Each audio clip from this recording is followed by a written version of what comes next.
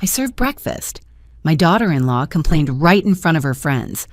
That old woman only knows how to cook bad food. I do not know how I put up with her. They all laughed. I smiled. I collected the cups in silence and went to my room.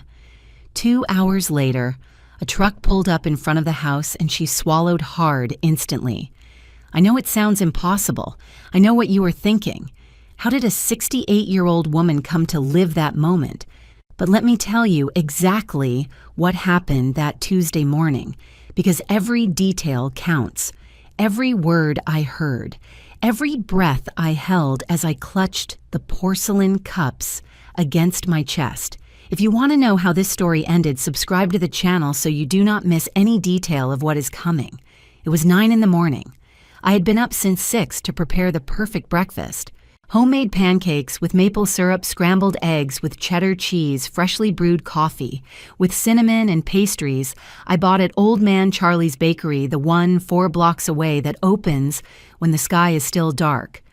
I put on my apron, the one with orange flowers that Henry gave me 15 years ago, and I moved every pot with care.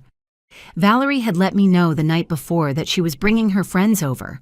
Mom Stella, she said to me with that voice she uses when she needs something. The girls are coming over for breakfast tomorrow. Make something nice, okay? Mom Stella, that is what she calls me. Never just Stella, never mother-in-law with affection. Always that Mom Stella that sounds like an obligation, like a formality, like something that has to be endured.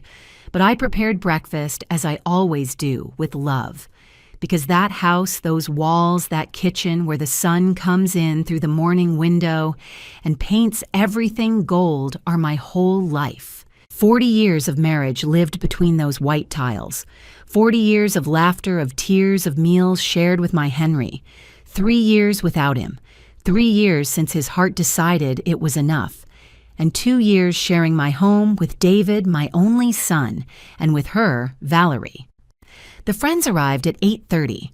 4 women between 30 and 35 years old dressed in expensive sportswear carrying brand name bags that I barely recognize.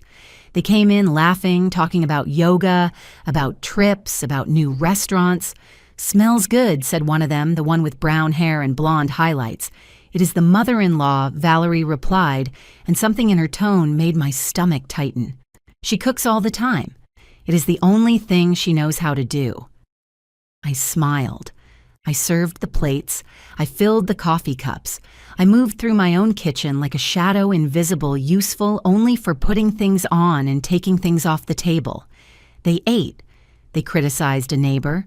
They talked about a new gym. They complained about their husbands, about their jobs, about how hard it is to get good help. And then it happened.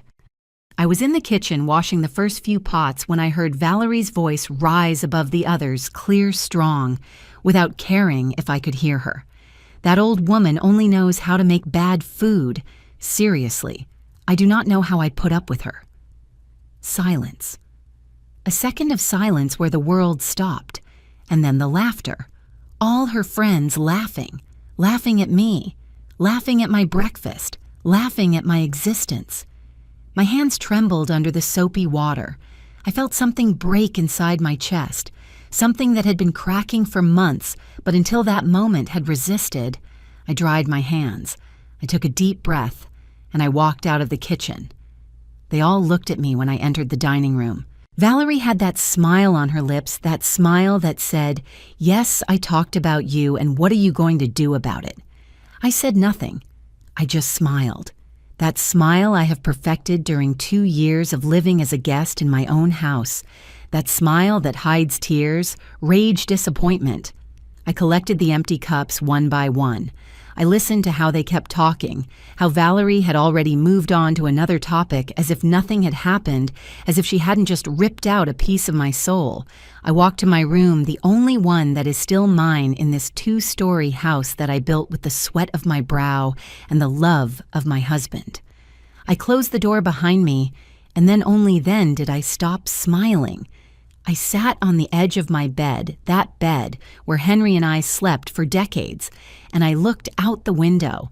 The jacaranda trees were blooming on the street, purple, beautiful, indifferent to my pain. I touched the pearl necklace I always wear. Henry gave it to me on our 35th anniversary. For the woman who built this home with me, he told me that night with shining eyes. What had I really built? A house where they now called me that old woman? A home where my own daughter-in-law humiliated me in front of strangers? I did not cry. I had no tears left for these things. But something changed in that moment, something deep, something definitive. I opened my nightstand drawer and took out my old cell phone. I looked for a number I hadn't dialed in months. Mr. Arnold, the lawyer who had handled all of Henry's papers. The man who had been at our weddings, baptisms, birthdays family, even though he didn't carry our blood. I dialed. I waited. Stella. His voice sounded surprised. What happened? Arnold, I said, and my voice came out firmer than I expected. I need you to come see me today. It is urgent. Are you okay? No, I replied, looking at the closed door of my room. But I am going to be. I hung up, put the phone away, and sat there, listening to the laughter still coming from the dining room. 2 hours later, while Valerie was saying goodbye to her friends at the door, a truck pulled up in front of my house. It was not the truck she expected. And her face, when she saw it, that face was worth every second of humiliation I had endured. But I am getting ahead of myself. Let me tell you everything from the beginning. How did I get to that moment? How a 68-year-old widow apparently defeated, silently planned the most important move of her life. Because what Valerie didn't know was something very simple. I built that house. I have the deed, and I was about to remind everyone who Stella Ramirez really was. To understand what happened that Tuesday, you need to know the history of this house, because it is not just a property. It is not just walls and roofs. This house is the living testimony of 40 years of sacrifice, of love, of dreams achieved through hard work. I met Henry when I was 23. He was a mechanic at a downtown shop, and I sold sandwiches on the corner of Main Street. We met on a rainy day when he offered to share his umbrella with me. Your sandwiches are going to get wet, he told me with that crooked smile that would make me fall in love 1,000 times. We got married 6 months later in a simple ceremony. We rented a room in a working-class neighborhood. We shared the bathroom with 3 other families. We cooked on an electric hot plate. But we were happy. My God, we were so happy. Someday Henry would tell me while we counted coins before sleeping we are going to have our own house with a garden with space for our children to run. And we worked for that dream like crazy. Henry started doing double shifts at the shop. I kept selling sandwiches, but I also started sewing clothes on commission. I worked until dawn with my old Singer machine, the one that had been my mother's. My fingers bled sometimes from sewing so much, but every dollar I earned went straight into the coffee tin, where we kept our savings. It took us 12 years. 12 years of sacrifices, of giving things up, of not going to the movies, of not buying new clothes, of saving every penny as if it were gold. And then in 1983, we bought this lot in Greenwood Valley. It was smaller back then, just 2,000 square feet, but it was ours.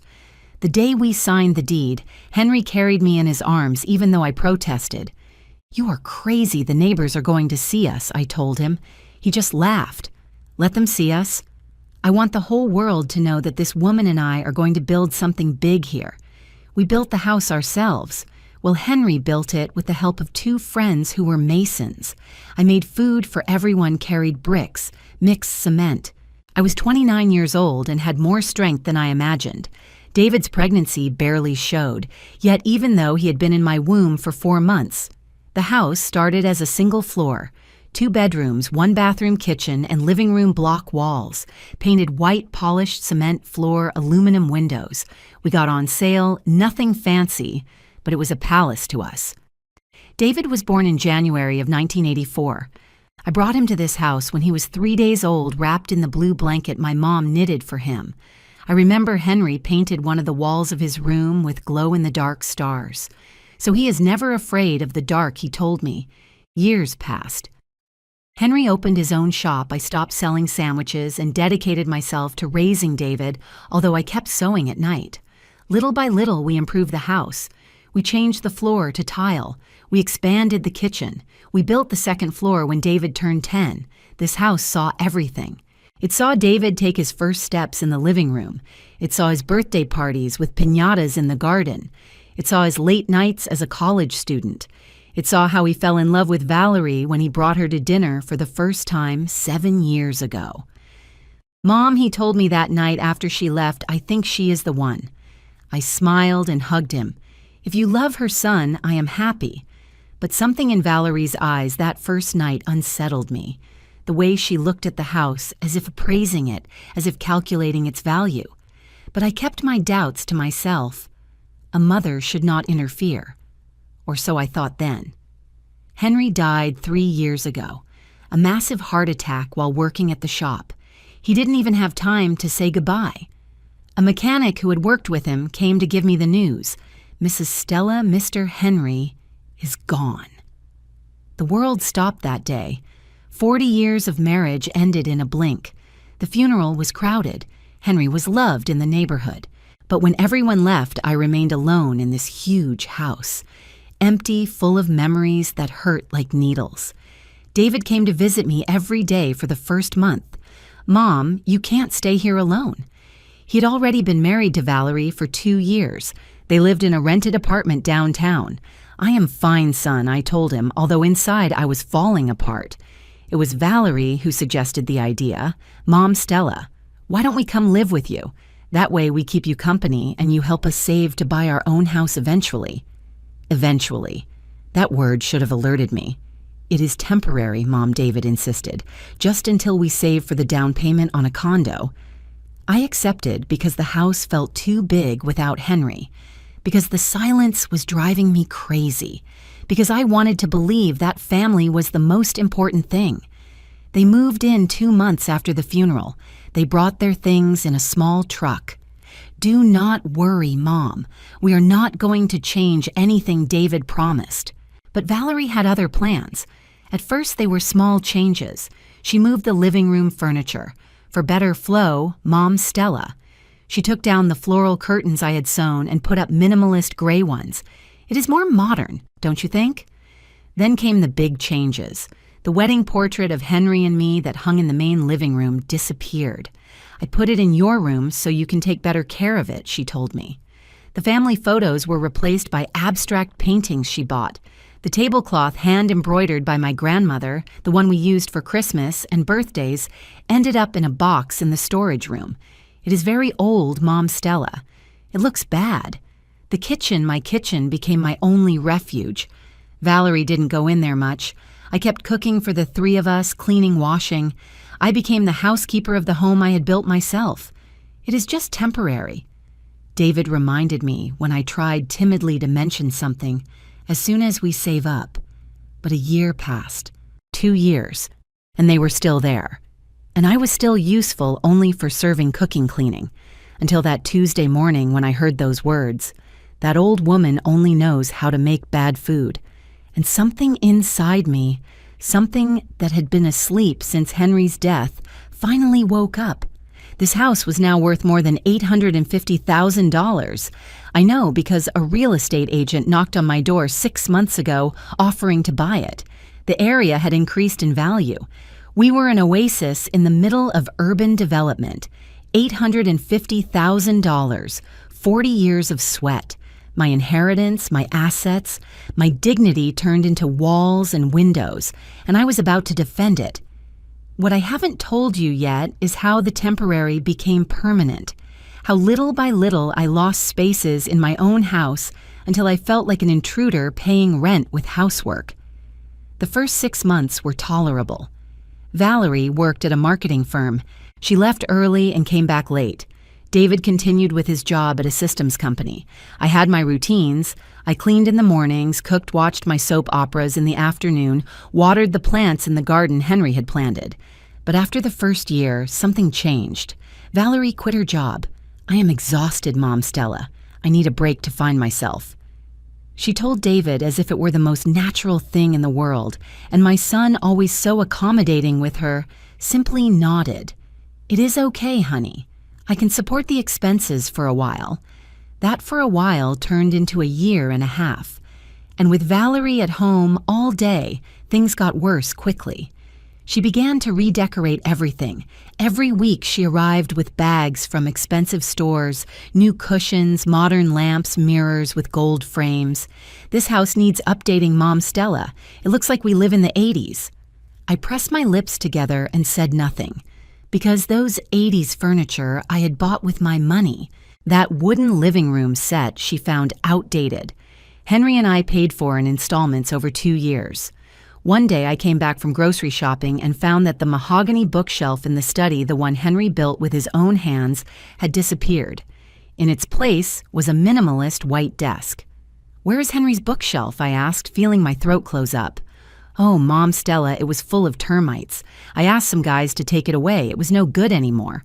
Valerie didn't even look up from her cell phone as she answered me.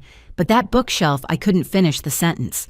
That bookshelf held Henry's mechanics books, his technical magazines, the photographs from when he opened his shop. "I already bought you a new one, more functional." She pointed to a melamine shelf in the corner. That night I cried in my room. I cried for that bookshelf for Henry, for feeling so small in my own house. Valerie's friends started coming over more often, 2-3 times a week. They settled in the living room that had been my pride with their designer bags thrown on the sofa, their heels on the coffee table. I served them coffee, snacks, whatever they asked for. I had become the unpaid employee. "Mom Stella, can you make us something to eat?" It was always the same request, not a question, an order disguised as courtesy, and I prepared. Sandwiches, salads, snacks, food they would then criticize amidst laughter. "Oh, it is too greasy. I do not eat carbs anymore. Do you have anything lighter?" But the worst was not that. The worst was seeing them look at my house with evaluating eyes, listening to their comments when they thought I wasn't listening. "This area is super expensive now. Your mother-in-law has a gold mine here, and she lives alone? What a waste of space. When it is yours, you can renovate it completely and resell it or rent it out by parts. When it is yours." Those words were burned into my brain like a hot iron. One afternoon, while cleaning the study that Valerie now called her office, I found papers on the desk. I did not want to snoop. Really, I didn't. But my name was there on an official document. It was a property history search. My name. The address of this house, tax values, market prices, property transfer procedures. My hands shook holding those papers. Why was Valerie investigating this? Why did she need to know how much my house was worth? I put everything back exactly as it was. I said nothing. But that night I couldn't sleep. I lay staring at the ceiling, listening to David and Valerie snoring in the room that had been mine and Henry's for decades. The changes continued. My bedroom, the only one I had kept intact, started to be invaded too. Valerie needed space for her new clothes. "Mom Stella, can I use half of your closet? Ours is already full." How do you say no when it is your daughter-in-law? When your son looks at you with those eyes asking you to be understanding? So I accepted, and my clothes ended up compressed in a corner, while Valerie's dresses occupied the places where Henry's shirts used to hang, the ones I still kept because they smelled like him. The plants in the garden, the ones Henry watered every afternoon, religiously began to die. Valerie hired a gardener who tore out the rose bushes to put in synthetic grass. It is more practical, Mom Stella. It does not need maintenance. I had taken care of those rose bushes for 20 years. Henry pruned them every spring. We had red, yellow, white roses. The garden smelled of glory in May. Now it was an expanse of green plastic that looked like a golf course. I stopped recognizing my house. The smells were different. The sounds were different. The spaces that used to fill me with peace now suffocated me. And David? My son saw nothing, or he didn't want to see. Mom Valerie just wants to modernize a little. Do not take it personally. That is what he told me when I finally gathered the courage to mention my discomfort to him. Son, this is my house. It is your house, Mom, but it is also our home now. We have to all get along. Get along. As if I wasn't doing everything possible to disappear, to not bother, to be invisible. Then came the day I found something that froze my blood. It was a Thursday. Valerie had gone out with her friends. I was cleaning the desk in her office.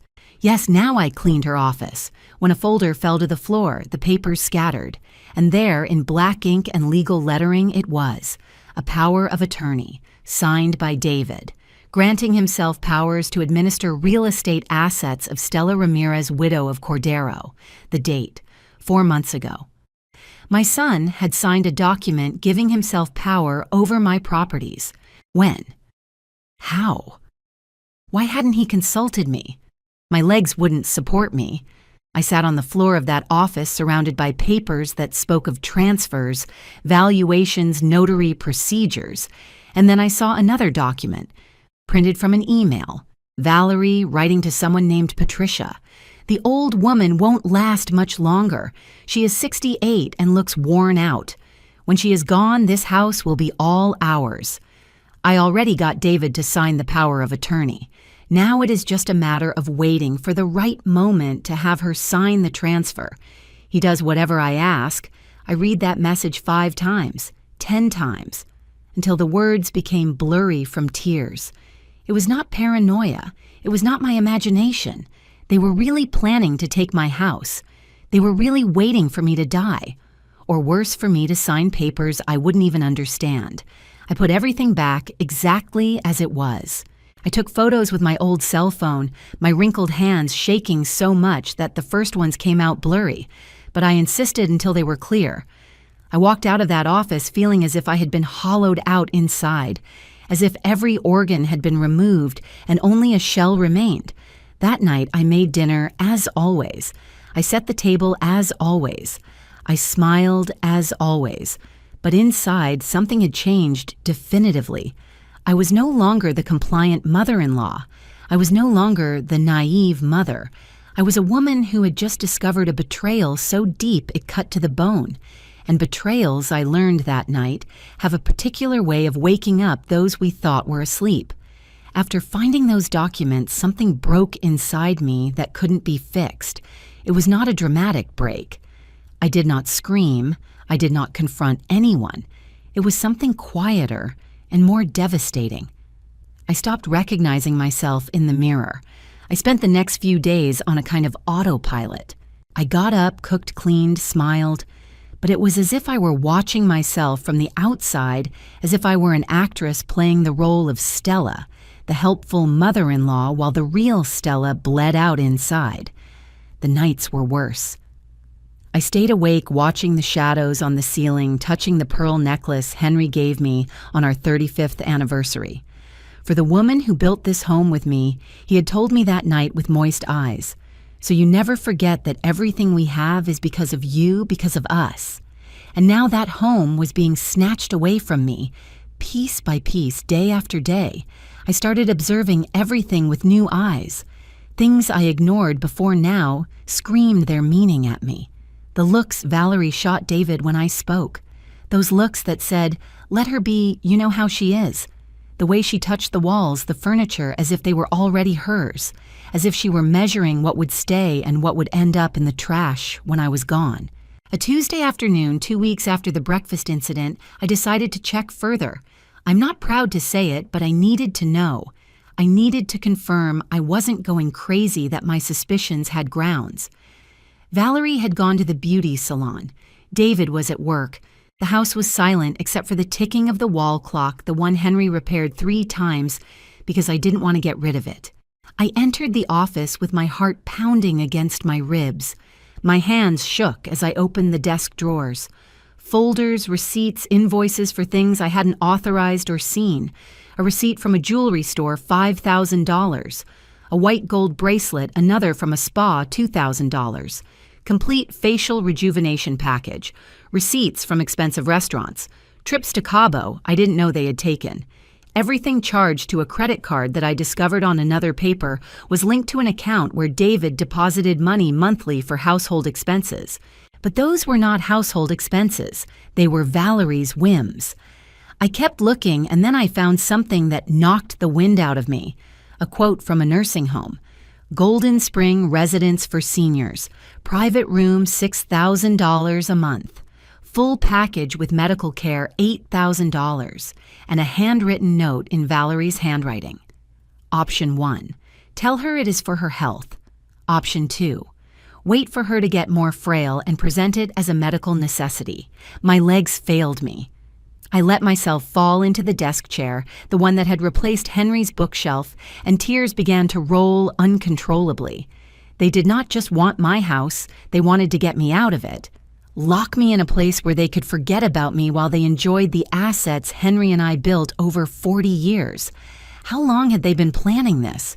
Since when was my son, my own son, part of this conspiracy? I took more photos. Every document, every receipt, every paper that proved what they were doing. My fingers no longer trembled. The sadness was transforming into something different, something colder, more calculating. I found more things. Bank statements showing large withdrawals. $3,000 here, $4,000 there. Money that was supposedly for house repairs, but never materialized in any visible improvement. And then, in the back of the bottom drawer, wrapped in a plastic bag, I found something that broke my heart into pieces. Henry's gold pocket watch. The one his father had given him when he turned 21, the one he guarded like a treasure, and that I had searched for desperately after his death. I took it out with trembling hands. It was dusty, abandoned, as if it were worth nothing. But next to it was a paper, a receipt from a pawn shop. They had pawned it for $2,500, and they had never told me. I pressed the watch against my chest and finally allowed myself to weep. I wept for Henry, for this watch that was his family history, for the house we built together, for the son I no longer recognized, for the woman I had become, invisible, used disposable. I cried until I had no tears left, and when my eyes dried, something else emerged in their place. Fury. Not the explosive fury that screams and throws things, the cold fury that thinks, that plans, that waits for the exact moment to act. I wiped my face. I took the watch and put it in my apron pocket. I arranged the whole desk exactly as it was. I closed the drawers. I turned off the light. And when Valerie returned that afternoon with freshly styled hair and red painted nails, I was in the kitchen making dinner, smiling, servile, apparently defeated. "Smells good, Mom Stella," she said, checking her cell phone without even looking at me. "They are your favorites," I replied with a sweet voice. "Chicken pot pie." She felt distracted and went to her room. I kept cooking, but inside my head, the pieces of a plan began to fall into place. Because if I had learned anything in 68 years of life, it was this. Patience is a weapon. Silence is a strategy. And underestimation is the biggest mistake anyone can make. They had underestimated me. They had treated me like a stupid old woman who understood nothing, who would sign whatever was put in front of her, who would go meekly to a nursing home when suggested for her own good. That night, after everyone went to sleep, I took out my cell phone. I dialed Mr. Arnold's number again. "Stella, what happened? You left me worried the other day."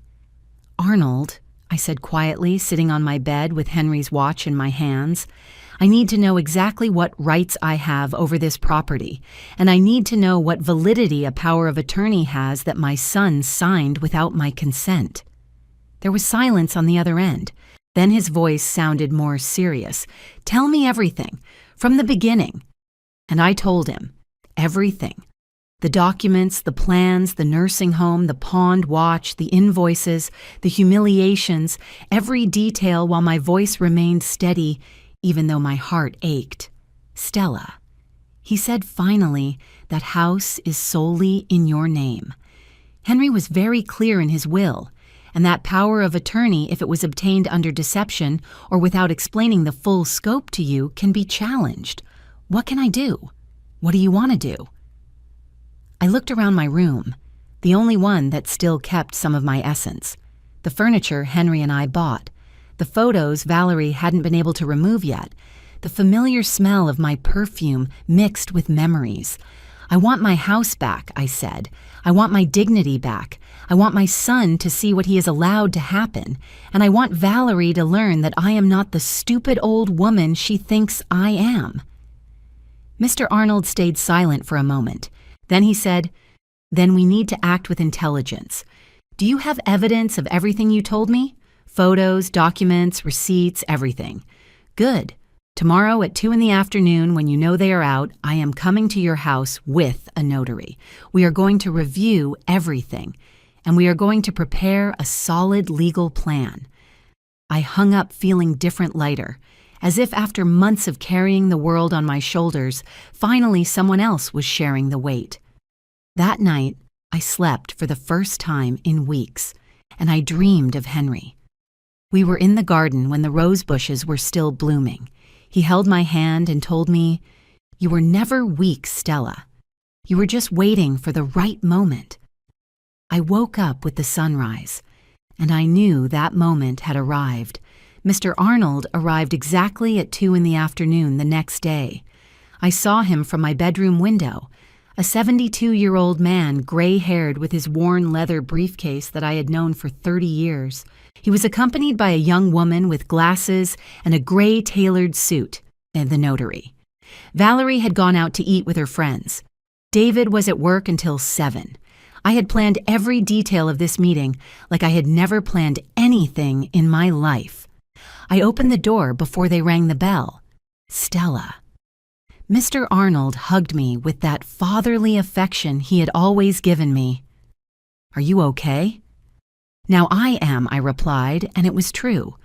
For the first time in months, I felt I had something resembling control. The notary introduced herself as Monica Harris. She was about 40 years old and had a sharp gaze that evaluated everything. I liked her immediately. There was no pity in her eyes, only professionalism. I sat them in the living room, my living room, even though I didn't recognize it with all of Valerie's changes, and offered them coffee. Mr. Arnold declined with a wave of his hand. "Later, Stella, let's talk first." I took out my cell phone and showed them all the photos I had taken, the documents about the property, the power of attorney signed by David, the bank statements with the unexplained withdrawals, the nursing home quote, with Valerie's handwritten notes, the receipt for the pawned watch. Monica was taking notes on a tablet. Her expression hardened as she reviewed each image. "Do you have the physical documents?" she asked without looking up. "They are in the study. I can bring them. Do it, please." I went for the papers, my heart beating hard. Every step I took through this house felt different. I was no longer walking like the tolerated mother-in-law. I walked like the owner I had always been. When I returned with the full folder, Mr. Arnold had already taken other documents out of his briefcase. "Stella, before Henry died, he came to see me. You know, I handled all his legal affairs for decades." He extended a manila envelope sealed with a notary stamp. He left me this with specific instructions. "If you ever feel Stella is in an irregular situation, especially related to the house, open it." I stared at that envelope as if it were a message from the beyond, because that was exactly what it was. Henry knew. Henry was a very observant man. He didn't know specifically what might happen, but he knew human nature, and he knew the value of what you built together. Mr. Arnold opened the envelope carefully. This is a notarized declaration he made 3 months before dying. It clearly states that this property must remain solely in your name, that any attempt at transfer, sale, or modification of deeds must have your full and conscious authorization, preferably with my legal advice present. Tears began to roll down my cheeks. Henry had tried to protect me even after death. Monica read the document and nodded. "This is solid, very solid. And this power of attorney your son signed," she lifted the paper with disdain.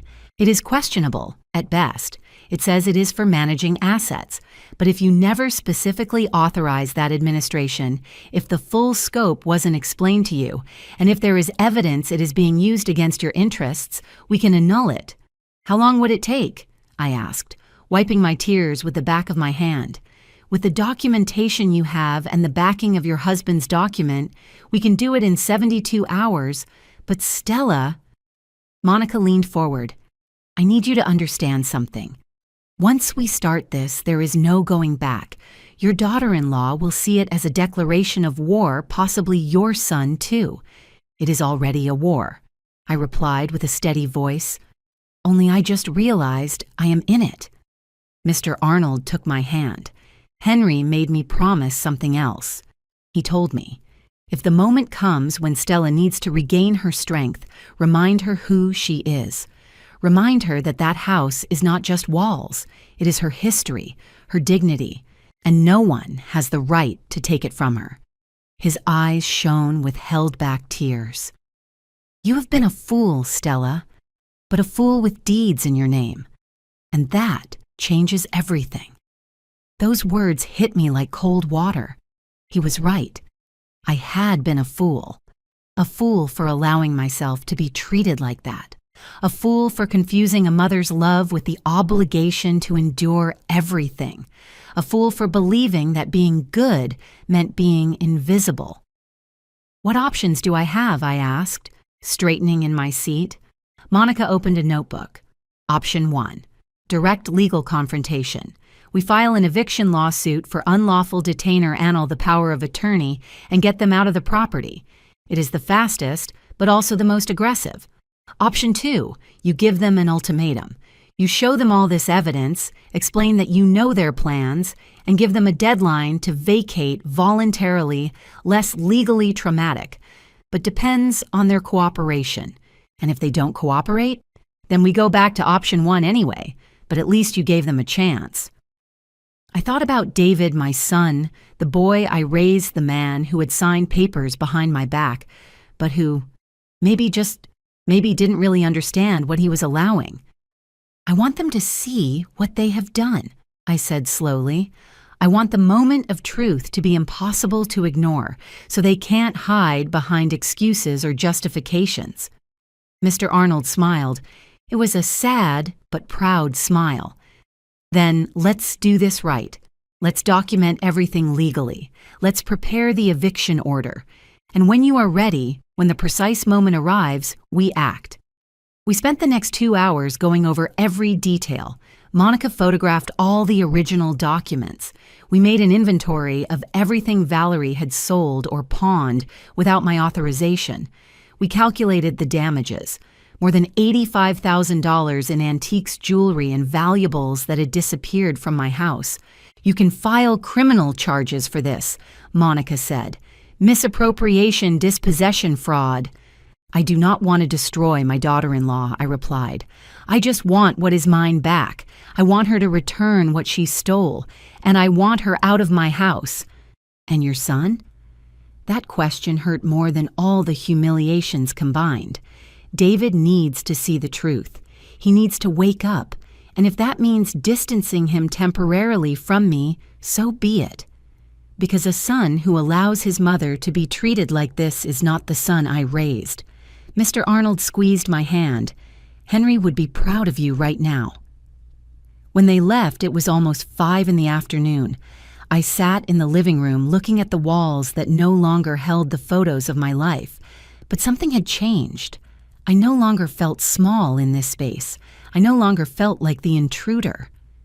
Valerie returned at 6, loaded with shopping bags. She came in laughing at something she had seen on her cell phone. Hi, Mom, Stella. Is dinner ready? Almost, I replied with a smile. Today, I made your favorite, chicken with mole sauce. Perfect. I am hungry. She went to her room without even looking at me. I went back to the kitchen, but as I stirred the sauce, I couldn't stop smiling, because now I had something Valerie didn't know I had. I had a plan. I had legal backing. I had evidence. And I had, for the first time in years, the absolute certainty that I was not alone in this. That night, as I served dinner, while Valerie and David ate and talked without paying attention to me, I watched them with different eyes. I watched them like someone who knows a secret, like someone holding cards up their sleeve, like someone about to change the game completely. Mom, the chicken is delicious, David said with his mouth full. "Thanks, son," I replied softly. "I made it with a lot of love, like everything I do in this house." Valerie didn't even look up from her phone, but it didn't matter, because very soon she was going to have to look at me. She was going to have to really see me. And that day, that coming day I was carefully preparing, was going to be unforgettable. I went to sleep that night with Henry's watch on my nightstand. I had cleaned it carefully, removing the dust of neglect. It shone now under the lamplight. "Not long now, love," I whispered, touching the glass of the watch. "Not long now until I recover what is ours." And for the first time in 3 years, I felt Henry listening to me, approving being there, guiding me toward the moment I would finally stand up and say enough. The next few days, I became someone I never thought I would be, a detective in my own house. But not a clumsy and obvious detective. No. I became careful, meticulous, invisible in a completely new way. Now my invisibility was my weapon. I began to document everything, every movement, every expense, every visitor. I had a small notebook hidden in my apron pocket where I wrote down times, conversations details I would have ignored before. Mr. Arnold had told me, "The more evidence we have, the stronger the case will be. We cannot leave room for doubt." So I left none. I discovered Valerie had been selling things online for months. I found the profile she used on a sales app. I found it by accident when she left her laptop open one day, and I went to clean the living room. Everything was there. Photos of my German porcelain dinnerware I had inherited from my mother. Antique, excellent condition. $1,500. Sold 3 months ago. Bought by a lady in the hills who collects European porcelain. The complete sterling silver flatware set Henry and I received as a wedding gift. Silver 925. Service for 12. $3,000. Sold 5 months ago. An antique carved wooden display cabinet that had belonged to Henry's grandmother. Colonial furniture. Unique piece. $5,000. Sold 7 months ago. Every photo I saw was a stab wound. Every price was a betrayal. But I remained calm. I took screenshots of everything. Every post. Every conversation with buyers. Every bank transfer. My hands shook, but I didn't stop until I had everything documented. I saved everything in a folder in my email. Mr. Arnold had taught me how to do it. Create a new account only you know. Save everything there. It is your backup. I followed the old posts. I found more things. A wall clock that had belonged to my mother-in-law, bronze candlesticks, a collection of old coins Henry had collected for years, all sold, all turned into money that went into Valerie's accounts. I did the math. In total, she had sold over $15,000 worth of items. $15,000 of my family history turned into designer bags, trips, and beauty treatments. But that was not all. One afternoon while Valerie was at the gym, I checked her bank statements she kept in a folder in the study. I am not proud of having done it, but I needed to know the whole truth. I found transfers that froze my blood. Large withdrawals from the joint account she and David supposedly had for household expenses. $3,000. Kitchen remodeling. But the kitchen remained exactly the same as always. $4,000. Waterproofing repair. But the roof had never had problems. $6,000. Electrical wiring change. But the cables and outlets were the same as always. Ghost work after ghost work. Money that was supposedly to improve the house, but never materialized in any real improvement. Where had all that money gone? I kept investigating, and I found the answer in an envelope hidden behind some decorative books Valerie had put on the shelf. Quotes for condos, in the West End, in downtown, in the hills. Luxury condos with prices between $400,000 and $600,000. And a note in Valerie's handwriting. When we have the house free, we sell it for $850,000. We pay off one of these condos and have money left to invest. David agrees. Just need to convince the old woman to go to the nursing home for her own good. I had to sit down. My legs wouldn't support me. It was not just that they wanted my house. They already planned exactly what they would do with the money from my life, with my assets, with everything Henry and I worked for during 40 years. And David agreed, my son, my only son, the boy born in this house, who grew up between these walls, who promised at his father's funeral he would always take care of me. I photographed everything, every quote, every note, every paper that proved their intentions. That night, I couldn't sleep. I sat on my bed with Henry's watch in my hands, crying in silence, not for me, for him, because he had worked until the last day of his life to ensure me a dignified future, and his own son was trying to snatch it away. But the tears dried when I heard something. It was almost 2 a.m. Voices in the hallway. Valerie and David talking in whispers. But the walls of this house are thin. I knew them. I knew exactly where sounds were amplified. I approached my bedroom door without making noise. It won't last much longer, Valerie was saying. Look at her hands, how they shake. And the other day she got confused about the street when she went to the market. Mom is fine, Valerie. She is just getting old. Exactly. She is getting old, and this house is too big for her. What if she falls? If she has an accident? Would it be our legal responsibility? I do not know. I feel bad talking about this. David, do not be naive. We are doing this for her too. In the nursing home, she would be better cared for. And we could start our own life without having to worry all the time. And if she says no, then we use the power of attorney. You are the one who manages her assets now. You can make decisions for her well-being. Mr. Jack confirmed it to me. Mr. Jack? I didn't even know who that was. Probably some corrupt lawyer who had given them advice on how to legally dispossess me.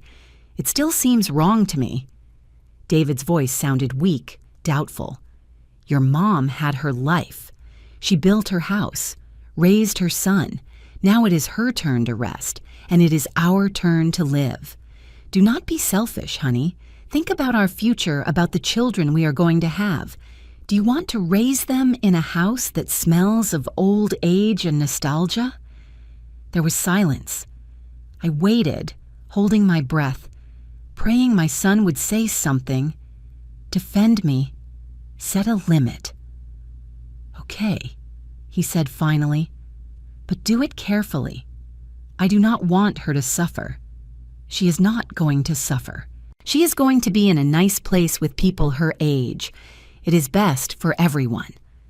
I heard them walk back to their room. The door closed. I stood there in the dark, trembling from head to toe, not from fear, from a fury so deep it surprised me. I went back to my bed. I took out my cell phone, and I wrote a message to Mr. Arnold even though it was dawn. I need us to speed up the process. I can't wait any longer. I need this to end soon. The answer came in 5 minutes. He wasn't sleeping either. Understood. Tomorrow at 10 a.m. in my office. Bring all the evidence. We are going to prepare the final strategy. I put the phone away. I looked at the ceiling. And I made a decision. I was no longer going to be the victim.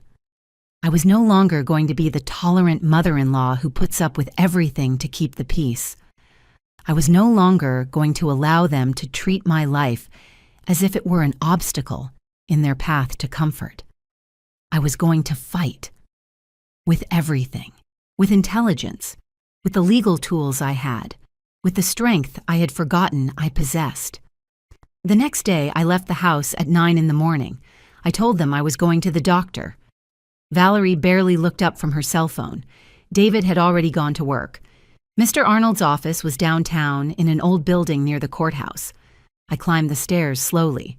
My knees weren't what they used to be, but with determination. Mr. Arnold and Monica were waiting for me. Everything was spread out on the desk. Documents, photos, evidence. Stella Monica said with a smile that reassured me, "You have a solid case, very solid. Misappropriation, dispossession fraud. If you wanted, you could take this to criminal court. I do not want to ruin anyone's life." I replied, "I just want mine back, and I want them to pay for what they took." "Then let's do this. Mr. Arnold unfolded some official documents: eviction order for unlawful detainer, annulment of power of attorney for vice of consent, and civil lawsuit for assets sold without authorization, total to restore, $45,000 considering the sold items plus the ghost expenses. How long do they have to vacate? 72 hours from notification. And when do we notify them? Mr. Arnold looked at me intently. When do you want to do it? I thought about that morning at breakfast, the laughter of Valerie's friends, the words that had destroyed me. That old woman only knows how to make bad food. I thought about the plans I had heard last night about the nursing home, about their dreams of selling my house and starting their own life. I want it to be public, I said slowly. I want there to be witnesses. I want it to be impossible to deny or hide. Monica smiled. What do you have in mind? And then I told them my plan, a plan that had been forming in my head for days, a plan that required perfect timing and absolute courage. When I finished explaining, Mr. Arnold whistled softly. You are sharper than I thought, Stella. 40 years of marriage to a smart mechanic taught me something. Timing is everything. An engine works because every piece moves at the exact moment. This will be the same. I signed all the necessary documents. Monica prepared the orders. Mr. Arnold coordinated with the notary and the judicial police in case backup was needed. 1 week, he said finally. In exactly 1 week, we execute. 1 week, I repeated, feeling something like hope blooming in my chest for the first time in months. I returned home at 1 in the afternoon. Valerie was in the living room with 2 of her friends. They saw me come in. How did it go at the doctor, Mom Stella? She asked with that fake voice of concern. Fine, I replied with a smile. He told me I am strong as an oak, that I am going to live many more years. I saw how her smile tightened a little, how her eyes hardened. That is good, she said finally. That is good. But it was not good, not for her, and I knew it.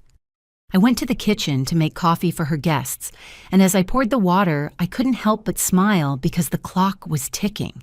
And when the moment arrived, when everything was ready, it was going to be glorious. The week went by in slow motion and at lightning speed at the same time. Every day I cooked, cleaned, and smiled was 1 day less until the moment of truth.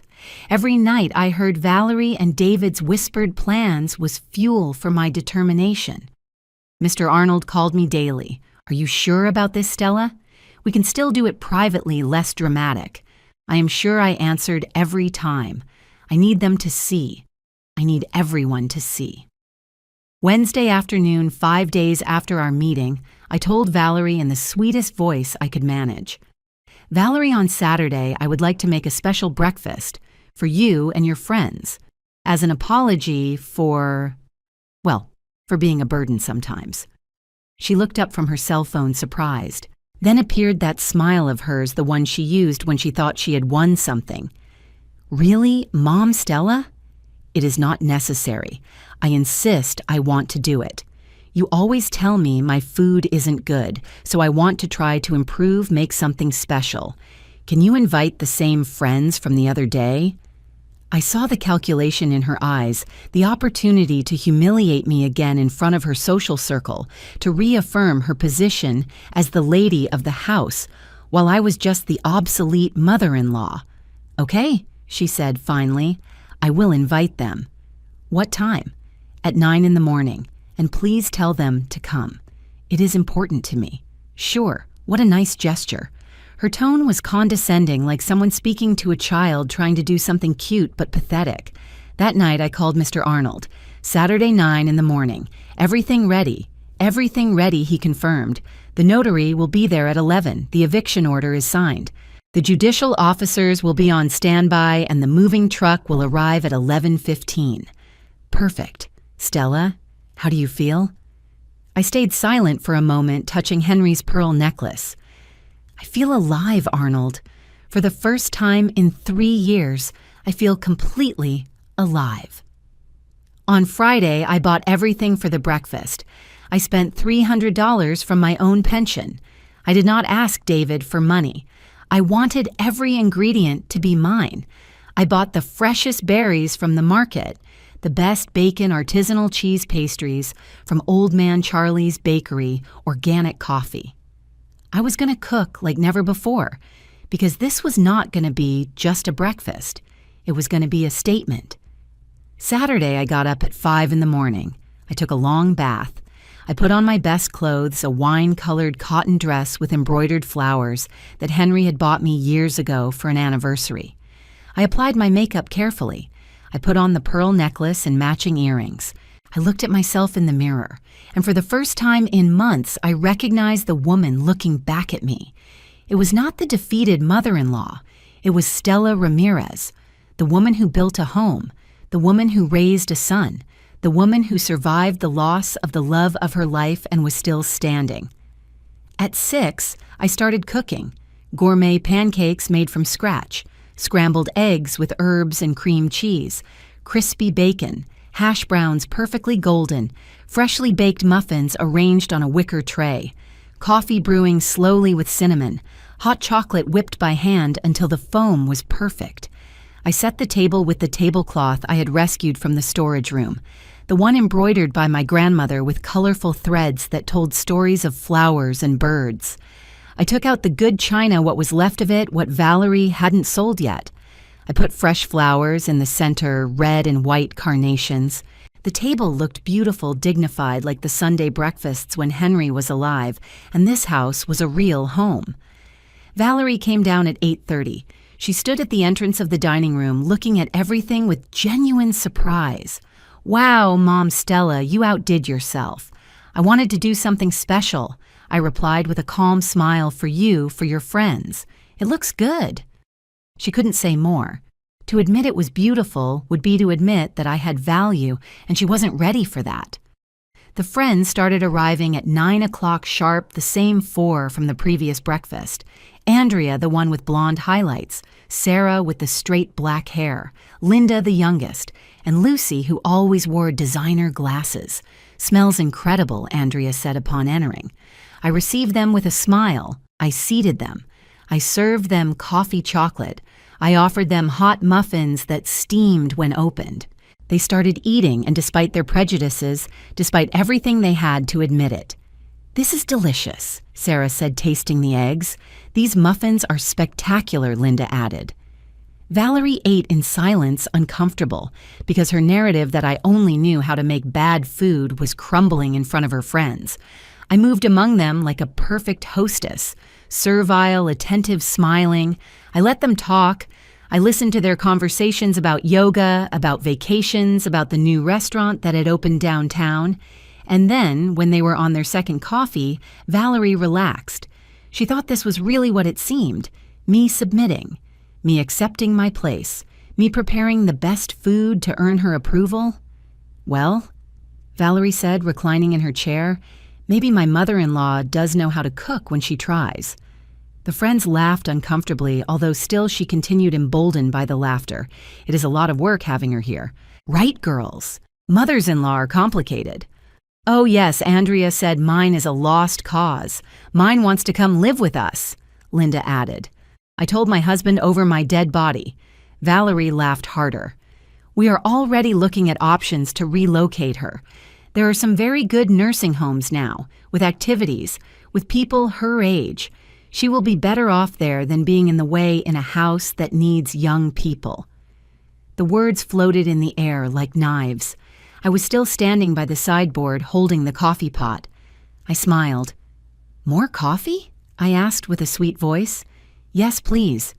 Valerie extended her cup without looking at me. I served her, slowly, carefully. And as I did, I looked at the clock on the wall. 10:30. "Excuse me a moment," I said calmly. "I am going for more pastries." I walked to the kitchen, but I didn't stop there. I continued to my room. I closed the door. I took out my cell phone. I called Mr. Arnold. "I am ready," I said simply. "On my way," he replied. I took a deep breath. I looked at myself one last time in the mirror, and I returned to the dining room with a tray of freshly warmed pastries. The friends kept talking. Valerie had completely relaxed, laughing, enjoying her role as hostess in a house that wasn't hers. 30 more minutes passed. I cleaned the kitchen slowly. I washed the dishes. I dried each one carefully. I moved with the calm of someone who knows exactly what is coming. And then, at 11:15, exactly, I heard the sound, a heavy engine stopping in front of the house, air brakes hissing. Valerie was still talking, distracted. Her friends were looking at their cell phones. But I walked to the living room window and looked out. A moving truck parking, big, white, with the logo of a transport company. Behind it, 3 cars, Mr. Arnold's, one belonging to Monica Harris, and an official one with government plates. Valerie finally noticed my posture at the window. "What is wrong, Mom Stella?" "Nothing, dear," I replied without turning around. "Just visitors arrived." "What visitors?" The doorbell rang. Long, official, impossible to ignore. "I will get it," I said calmly. I walked to the door. I felt the gazes of all the women on my back. I opened it. Mr. Arnold was there with his leather briefcase. By his side, Monica Harris with a thick folder. Behind them, a notary I didn't know with his seal and official stamps, and 2 judicial officers in impeccable uniforms. "Good morning, Stella," Mr. Arnold said with a smile. "Good morning, Arnold. Please come in." Everyone entered their shoes, echoing against the tile floor. The silence in the dining room was absolute. Valerie had stood up. Her face had lost all color. Her friends looked at her confused. What is going on?" Valerie stammered. Monica Harris spoke with a clear and professional voice. "Valerie Mendez, I am attorney Monica Harris, legal representative of Mrs. Stella Ramirez, widow of Cordero. I bring an eviction order for unlawful occupation of this property, as well as a civil lawsuit for misappropriation of assets in the amount of $85,000. The silence that followed was deafening. Valerie looked at me. For the first time, she really looked at me, and in her eyes I saw something that filled me with a dark but necessary satisfaction. Fear. "Mom Stella, what is this?" I walked to the center of the living room. All eyes were on me, and when I spoke, my voice came out firm, clear, without a hint of a tremor. "This Valerie is the day I take back my house." Time stood still. Or at least that is how it felt in that moment where all gazes converged on me, on Mr. Arnold, on the official documents Monica Harris held as if they were divine sentences. Valerie opened her mouth, but no sound came out. Her friends had frozen with coffee cups halfway to their lips, like salt statues in the middle of my dining room. I do not understand. Valerie finally managed to say, her voice cracking. "Mom Stella, what is this? What is happening?" Mr. Arnold took a step forward, opening his briefcase with precise, rehearsed movements. "Let me explain, Mrs. Mendez. For the last 2 years, you have occupied this property, which belongs exclusively to Mrs. Stella Ramirez. In that time, you have sold family assets without authorization, modified the property without consent, and obtained economic benefits through deception.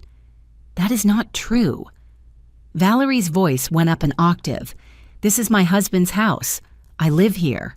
We are family. This house," I intervened, and my voice sounded stronger than I expected, "is deeded solely in my name as it has been since 1983. Your husband, my son, has never been the owner of this property." Monica spread documents on the dining table right next to the plates with remnants of pancakes and eggs. Deeds in the name of Stella Ramirez. Will of Henry Cordero, where he clearly states that the property must remain solely in his wife's name.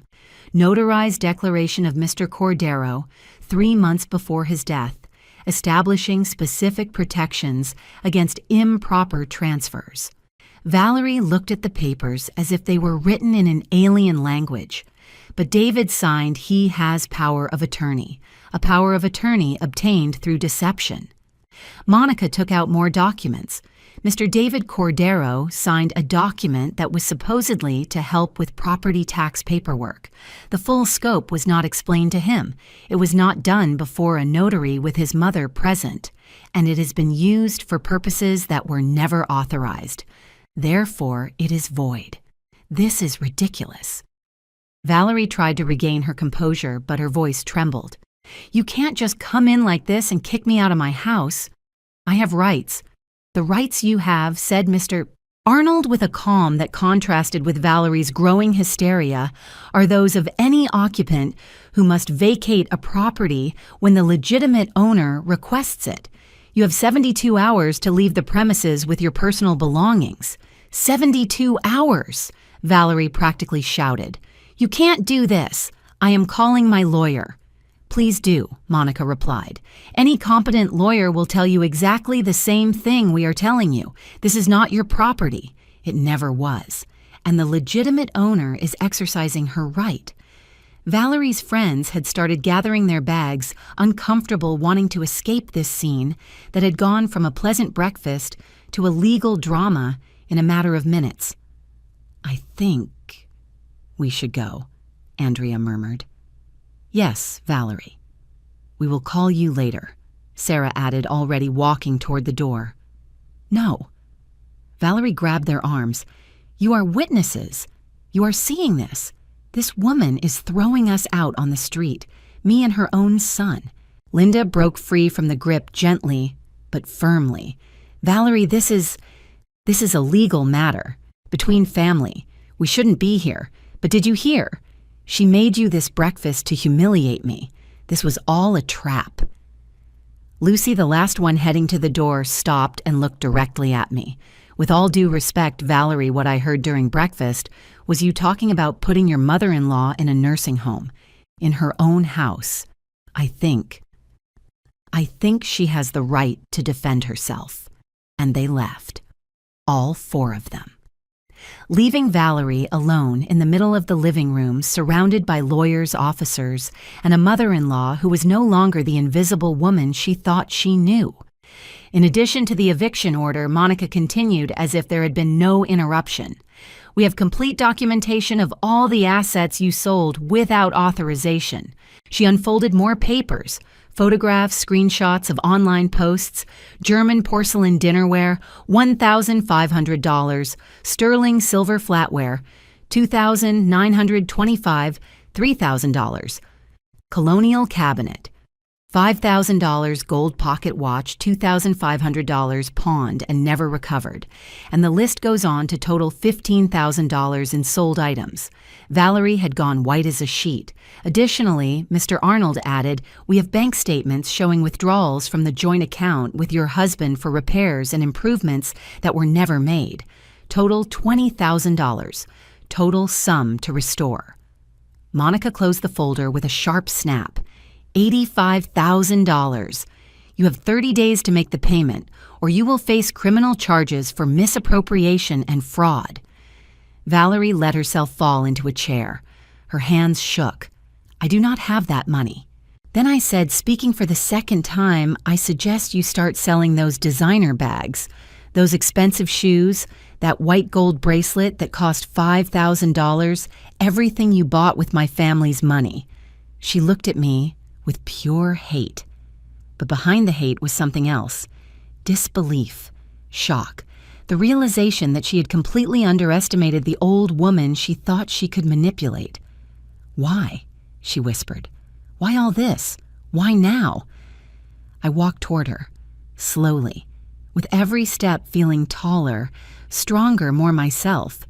Because 2 weeks ago I served breakfast, and you complained in front of your friends.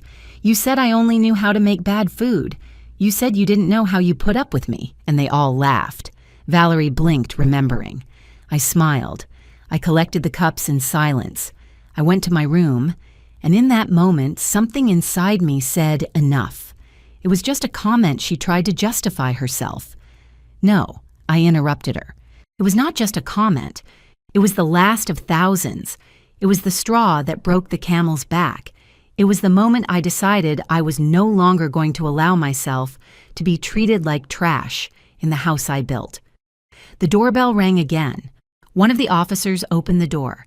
It was David, my son. Arriving from work, still in his office shirt, tie loose, he came in smiling, unprepared.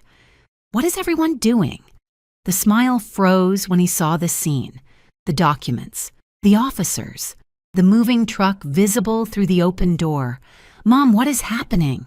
And there it was, the moment I had feared most, facing my son, seeing his face when he realized that I knew that I had discovered his betrayal. David, I said, and my voice trembled just a little. Come sit down. There are things you need to see. He walked in slowly, looking between Valerie, who was now crying silently, and me, who looked at him with a mix of love and disappointment, so deep it hurt physically. Mr. Cordero. Mr. Arnold extended his hand.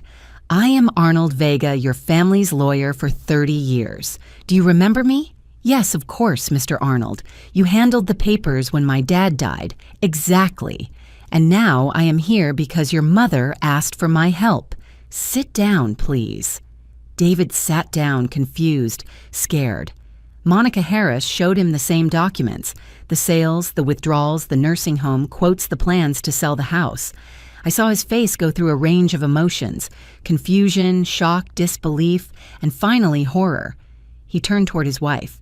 You sold my grandmother's things? My dad's watch? We needed money, she sobbed. We had money. I work. You haven't worked in a year and a half. What did you need to sell my family's things for? For us. For our future. For when this house was ours. This house was never going to be ours. David stood up abruptly. It is my mom's. I always knew that. Why would you think... He stopped. I saw him make the connections. Remember the conversations. The papers she had put in front of him to sign to help with taxes. The suggestions about nursing homes for Mom's good. He turned toward me, and in his eyes I saw something I had never seen before. Absolute shame. Mom, I didn't know. I swear I didn't know she was selling things.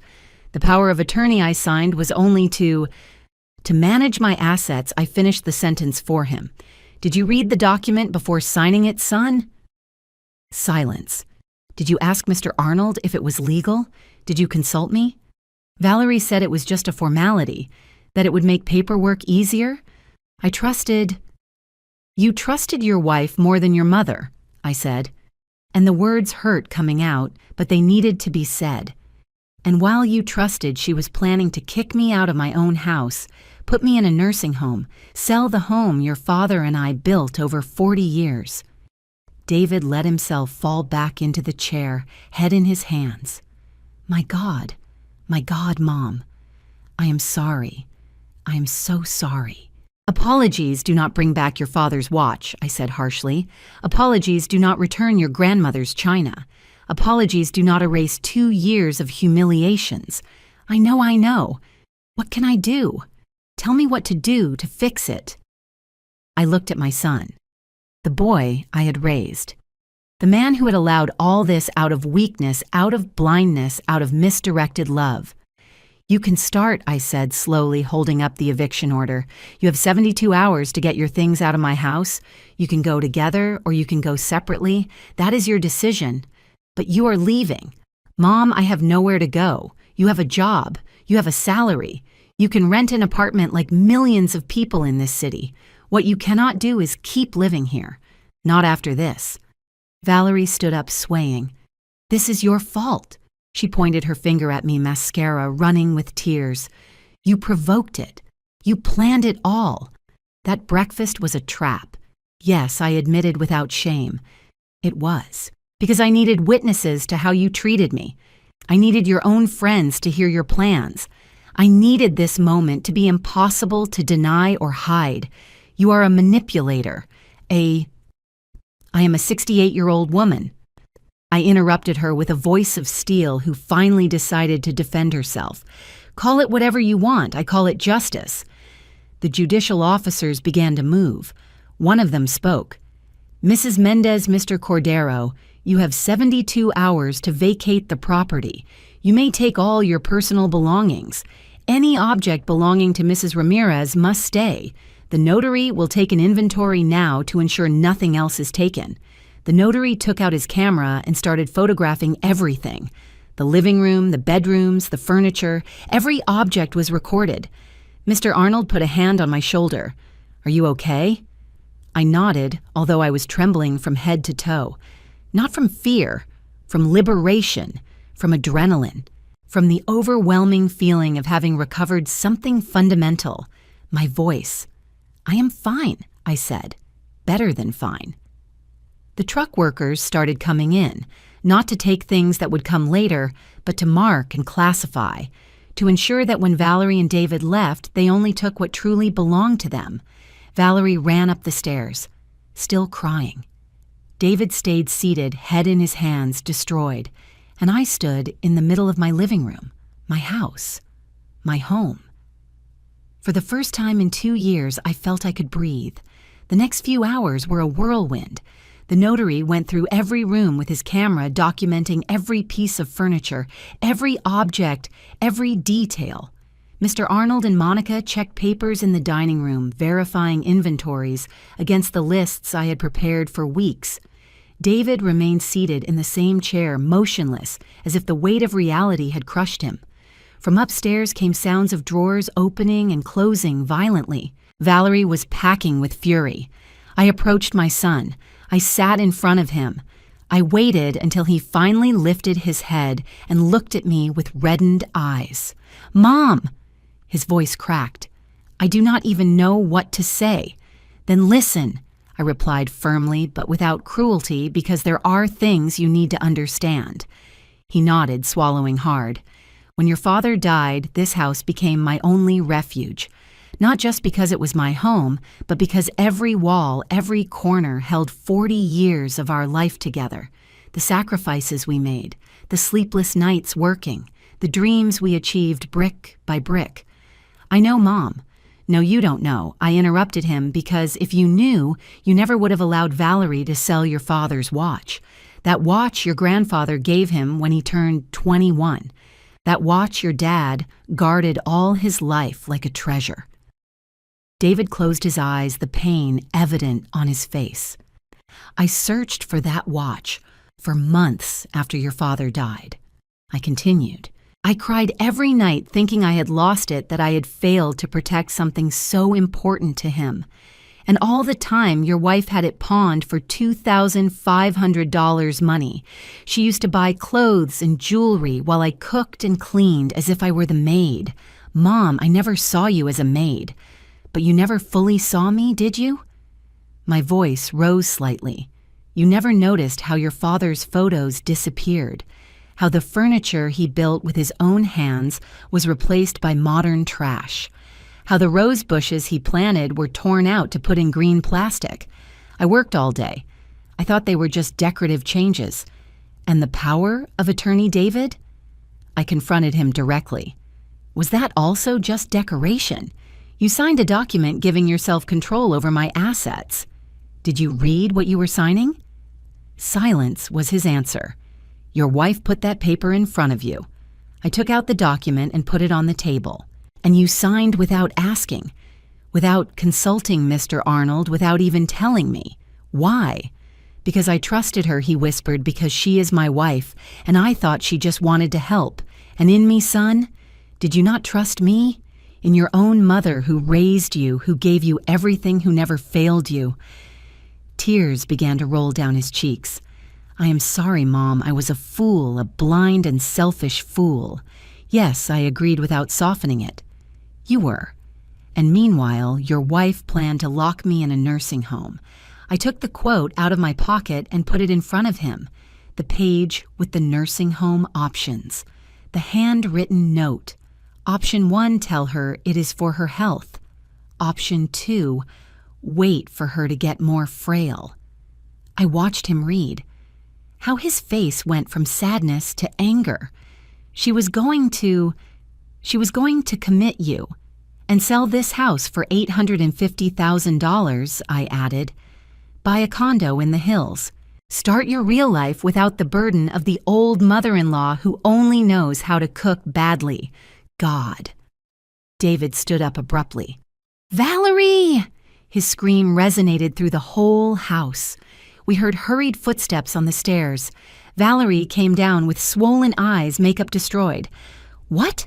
she replied with a defiant tone, although her voice trembled. David showed her the nursing home papers. "This? Were you seriously planning this?" It was for her own good. Valerie tried to defend herself. "She is old. This house is too much for her. In a nursing home, she would be better cared for." "Lie." David threw the papers. "It was so you could sell her house, so you would have money for your comfortable life while my mother, the woman who gave me life, rotted in a nursing home room. It is not her house forever. Someday it was going to be ours." "It was never going to be ours," David roared. "How could you think that? How could you be so—" He fell silent, reality crashing down on him. "Did you ever love me?" he asked with a broken voice. "Or was it just for the money, for the house, for what you thought you were going to inherit?" Valerie opened her mouth, but nothing convincing came out. "I loved you," she said finally, but it sounded hollow. No, David shook his head. "If you loved me, you would have respected my mother. If you loved me, you wouldn't have sold my father's things. If you loved me, you wouldn't have made me sign documents without explaining the whole truth." He turned toward me. "Mom, the power of attorney, I annul it. Here now. Whatever I have to sign, I sign. But I need you to know I never wanted to take your house. I never wanted to hurt you. I was a manipulated idiot, but it was never my intention." "I know, son," I said softly. "That is why you are here seeing all this, because you needed to see the truth. You needed to wake up." Mr. Arnold approached with a document. "Annulment of power of attorney. Sign here, David." My son took the pen and signed without hesitation. Then he signed other papers. Acknowledgement that the property is exclusively mine. Waiver of any future claim. Acceptance of the eviction order. When he finished, he dropped the pen and looked at me. "Will you forgive me someday?" "You are my son," I replied with tears in my eyes. "You will always be my son. But forgiveness takes time, and you have to earn it. Not with words, with actions. Anything, I will do anything." "Start," I said firmly, helping me recover everything she sold, every object, every dollar, the $85,000 that must be restored. David turned to Valerie, who stepped back. "We are going to sell everything you bought," he told her with an icy voice. "Every bag, every shoe, every piece of jewelry. We are going to get my father's watch back from the pawn shop. We are going to pay back every dollar you stole from my mom. We do not have that much money. Then we will get a loan. I will sell my car. I will do what I have to do. But you are going to pay what you owe." Monica Harris intervened. "You have 30 days to restore the full amount, or we will proceed with criminal charges. Misappropriation is a serious crime, Mrs. Mendez. You could face up to 8 years in prison." Valerie let herself fall onto the sofa, finally comprehending the magnitude of what she had done. "I just wanted a better life at the cost of destroying mine," I said, without mercy, "at the cost of stealing my dignity, my home, my peace. And you know what is worst, Valerie? That if you had been respectful, if you had treated me with a minimum of consideration, I would have shared everything with you. I would have been the mother-in-law who supported you, who loved you, but you chose humiliation, manipulation, theft. I am sorry," she cried. "I do not care," I replied coldly. "Your apologies do not give me back 2 years of my life. They do not give me back my husband's things. They do not erase your words. That old woman only knows how to make bad food." Those words made her shrink because she knew she had said them, and she knew that had been the mistake that triggered all this. The truck workers finished their inventory. The notary signed the final documents. The judicial officers confirmed the eviction order was in effect. 72 hours repeated one of them. After that, any remaining belonging will be considered abandoned, and the owner may dispose of it. David nodded. "We will leave tomorrow. I do not need 72 hours. I will rent an apartment today." "Together?" I asked, looking between him and Valerie. There was a long pause. David looked at his wife with an expression I had never seen on him, absolute disappointment. "I do not know Mom," he said finally. "I need to think. I need to process all this. But for now, yes, we will leave together, because legally she is still my wife. But if our marriage survives this—" He left the sentence unfinished. Valerie sobbed silently but didn't protest. She had no argument left, no manipulation, no power. Mr. Arnold and Monica began to gather their things. "Stella." Mr. Arnold hugged me. "You did good. Henry would be proud. Thank you, Arnold, for everything, for helping me find my voice. When everyone left, the lawyers, the notary, the officers, the truck workers, I remained alone in the living room with David and Valerie. You can stay this last night," I said wearily.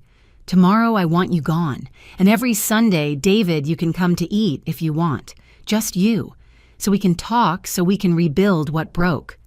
"And me?" asked Valerie with a small voice. I looked at her. This woman who had humiliated me, robbed me, conspired against me. This woman who had tried to take everything from me.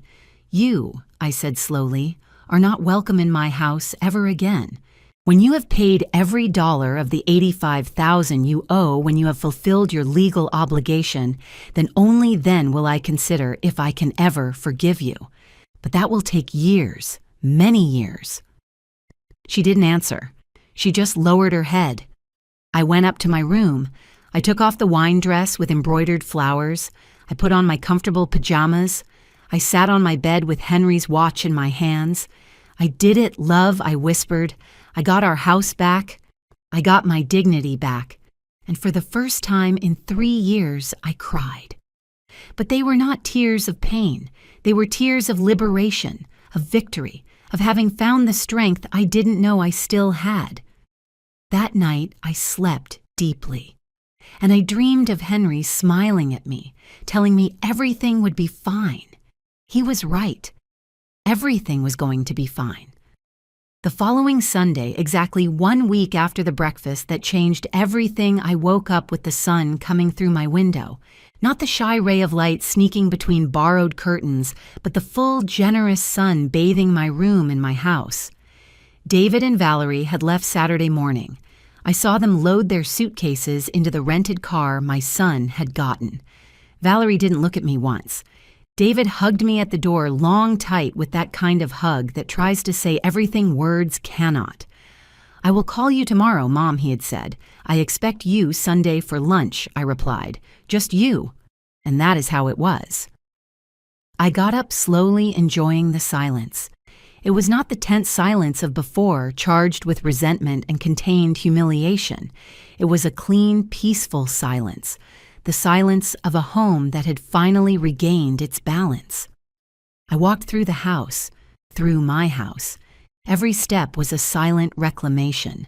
The living room, where there were no longer minimalist furniture pieces I didn't like. The dining room, where my grandmother's tablecloth was back in its place. The kitchen, where I could cook without feeling watched, judged, despised.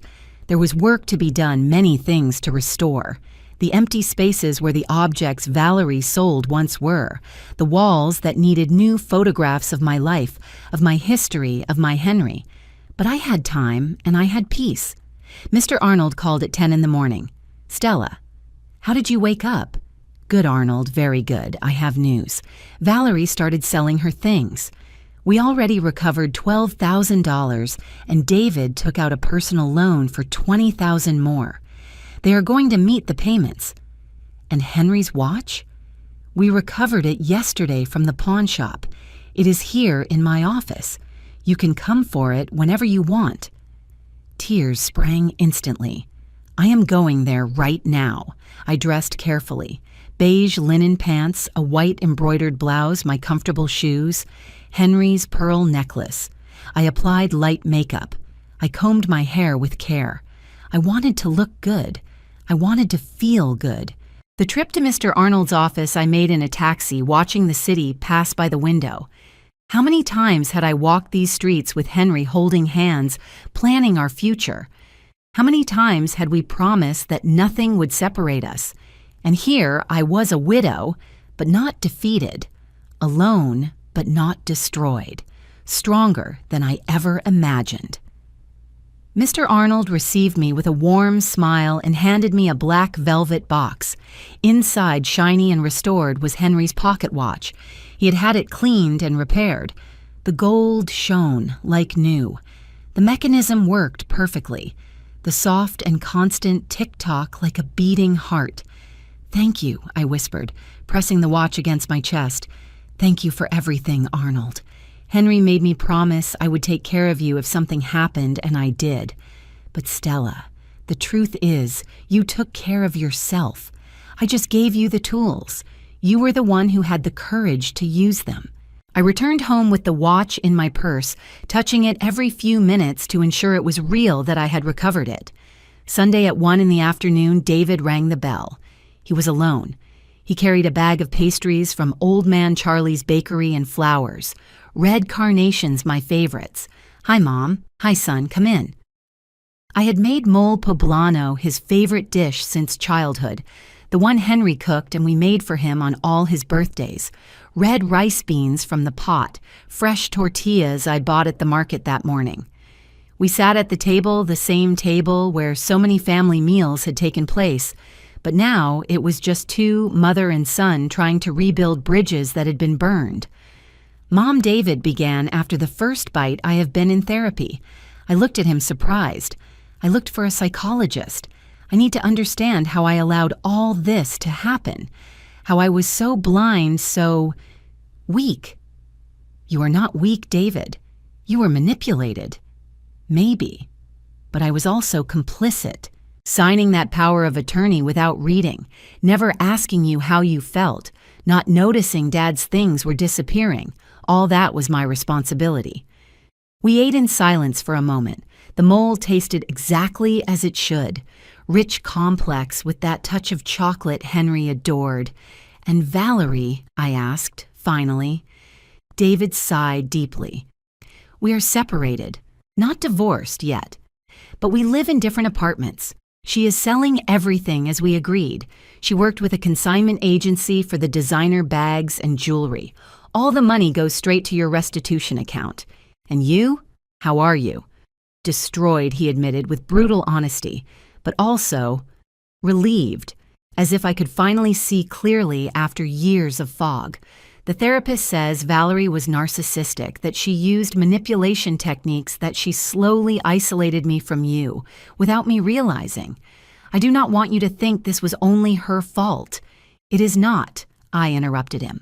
I also had fault because at some point I chose the comfort of not seeing over the discomfort of confronting.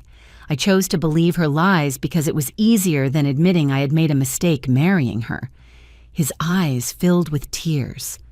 Dad never liked her, right? The question took me by surprise, but it was true. Your father had reservations. He told me once, months before dying Stella, that girl looks at our house as if she were counting money. But I told him not to judge so quickly, that David loved her and that was enough. He was right. Yes. But a father cannot live his son's life. You had to learn alone, and although it hurt God how it hurt to see all this happen, I also understand that some lessons are only learned by falling. David wiped his tears with a napkin. "Will you ever be able to forgive me completely?" I stood up, walked around the table, and hugged him. This son of mine, this man who made mistakes but was trying to mend them. I already forgave you, David. The day you signed the annulment of the power of attorney, the day you stood by my side, the day you accepted the truth, even though it hurt, that day I forgave you. He cried in my arms like he hadn't since he was a child, and I held him, remembering all the times I had carried him when he fell, when he was scared, when the world seemed too big, because that is what mothers do. They hold, they forgive. But also, and this I had learned the hard way, they must set limits. They must demand respect. They must remember that love does not mean accepting mistreatment. When he calmed down, we returned to the table. We finished eating. I served coffee and the pastries he had brought.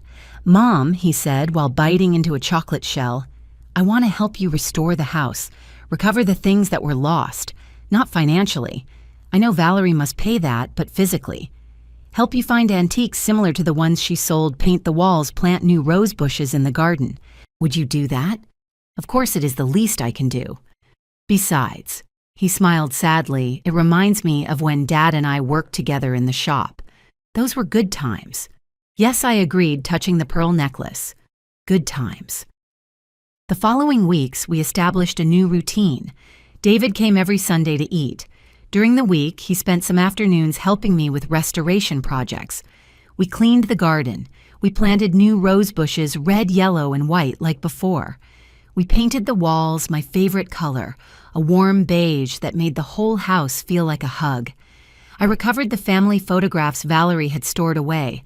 I placed them in new frames all over the house. Henry and I on our wedding day, David as a baby, our anniversaries, Christmases, birthdays. All our history was visible again. Mr. Arnold helped me track down some of the sold items. We found the German porcelain dinnerware with the collector in the hills. When I explained the situation, she agreed to return it to me for the same price she had paid. I understand the sentimental value, she told me. My own mother went through something similar with a terrible daughter-in-law. We did not recover everything. Some things were lost forever. But I learned that objects, however important, were not essential. What was essential was dignity. Respect the ability to stand in your own house and feel at home. 3 months after the breakfast, Valerie completed the payment of the $85,000. She sold everything of value she had. David confessed to me that she had returned to live with her mother in another state, defeated without the luxurious lifestyle she had built at my expense. "Do you feel pity for her?" he asked me. "No," I answered honestly. "I feel pity for the woman she could have been if she had chosen to be a good person instead of being greedy. But the consequences of our actions follow us. She is living hers." David and Valerie divorced 6 months later. It was quick without drama. She asked for nothing because legally nothing corresponded to her. They never owned anything. Everything had always been mine. A year after the breakfast that changed everything, I took a decision. I opened my house, my beautiful restored house, to give traditional cooking classes. Twice a week, young people from the neighborhood came to learn the recipes my mother taught me that her mother taught her. Perfect pancakes, authentic mole, delicious pies. Mrs. Stella, a 20-year-old girl named Lucy, told me you cook with so much love. It shows in every dish. It is just that cooking, I explained while we kneaded dough, is not just mixing ingredients. It is transmitting history. It is honoring those who came before. It is creating something with your hands that nourishes not only the body, but the soul. And while I taught, while I shared my kitchen with these young women hungry for knowledge and tradition, I felt I had finally found my purpose in this stage of my life. It was not just surviving, it was flourishing. David met someone new, a woman named Patricia, an elementary school teacher, simple, genuine, who greeted me with respect the first time she came to the house. She did not call me Mom Stella with that condescending tone. She called me Mrs. Ramirez, until I told her, "You can call me Stella, dear." I saw how my son smiled differently with her, more authentic, more himself. "Do you think I am ready for another relationship?" he asked me one Sunday. I think I answered carefully that you learned important lessons, that you went to therapy, that you faced your mistakes. So yes, I think you are ready. But this time, son, choose with your heart, but also with your eyes wide open. "I will, Mom. I promise."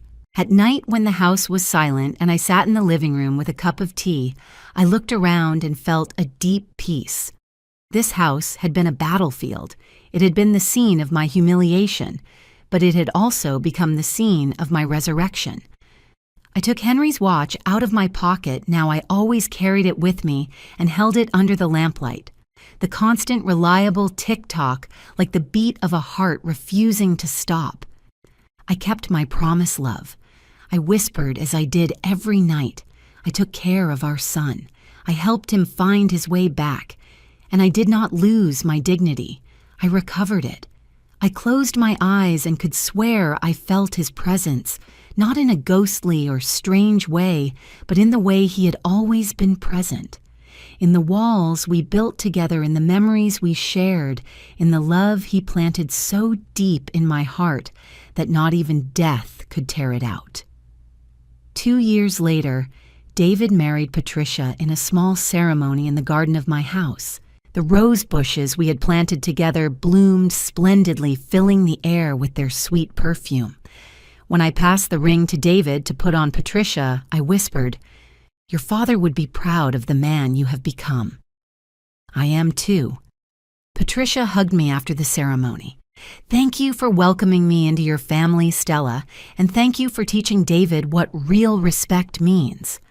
"It was a hard lesson for all of us," I replied. "But difficult lessons are the ones that transform us most." Now, sitting here in my living room, 70 years old turned a month ago, I look back and see the whole path. I served that breakfast 2 years ago. I heard those words that destroyed me. "That old woman only knows how to make bad food. I do not know how I put up with her." I smiled. I collected the cups. I went to my room. And 2 hours later, a truck stopped in front of my house and changed everything. Because that was the day I stopped being the silent victim and became the protagonist of my own story. I learned that respect is not begged for. It is demanded. I learned that love does not mean enduring humiliation. I learned that it is never too late to stand up and say enough. I learned that true wealth is not in what you possess, but in what you do not allow them to take from you. Your dignity, your voice, your right to live in peace in your own space. And I learned that sometimes the bravest act you can do is defend yourself. Even when the world has taught you that older women should be sweet, quiet, compliant. Even when your own family expects you to make yourself small to make room for them. At 70, I stood up again. And this time, no one, absolutely no one, will ever make me feel small in my own house again. Because this house is me. And I am this house. And we both remain standing, firm, dignified, unbreakable. If this story touched your heart, if it made you reflect on the value of defending your dignity regardless of age, leave me a comment telling me what impacted you the most. Like if you believe it is never too late to recover your voice. And subscribe to keep listening to stories of women who refuse to give up. And tell me, where are you listening from? I love knowing these stories reach hearts all over the world. Because in the end, it doesn't matter if you are 30, 50, or 70. It does not matter if you live in Mexico, Spain, Argentina, or any corner of the planet. What matters is remembering this. Your dignity is not negotiable. Your respect is not on sale. And your value does not diminish with the years. It only refines. It strengthens. It becomes unbreakable like steel tempered by fire. Never forget who you are.